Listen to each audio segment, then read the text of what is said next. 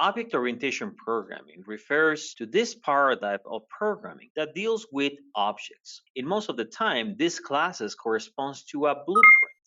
A blueprint is a drawing or a structure or a layout, something that gives us instruction characteristics and how to develop something in the future. Sometimes we have seen blueprints when we construct buildings, maybe bridges, or some extension of your house. The whole idea to create these classes or blueprints is to duplicate the access of information so we don't have to repeat in the generation of these objects. These duplications will allow us to generate multiple items of the same type. For example, if you want to create a house, an apartment, or store, you only need one blueprint and then eventually generate thousands of them.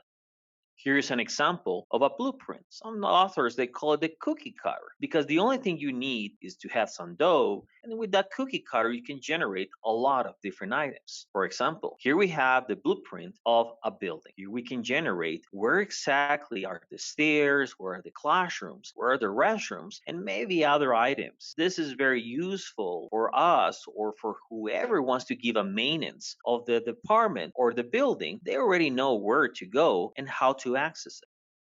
One of the most important items is to recognize what is a class and how this notion of a class corresponds to the blueprint in an object. An object, when we develop or we generate, is called an instance.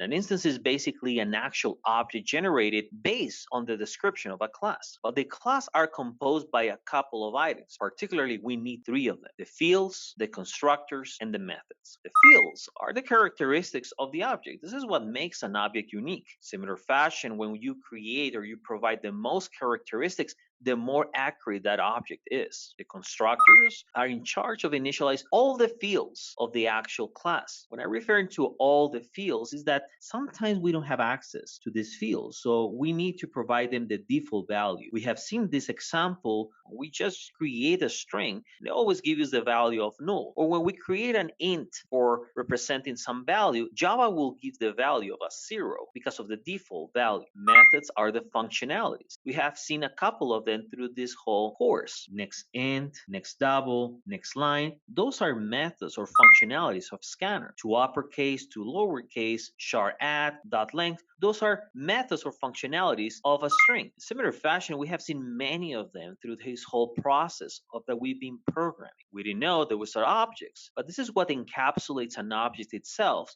containing those three items: the fields, the constructors, and the method. Now it's time to create our own classes based on their needs or the descriptions that some authors, clients, or maybe some needs that we have to generate an object.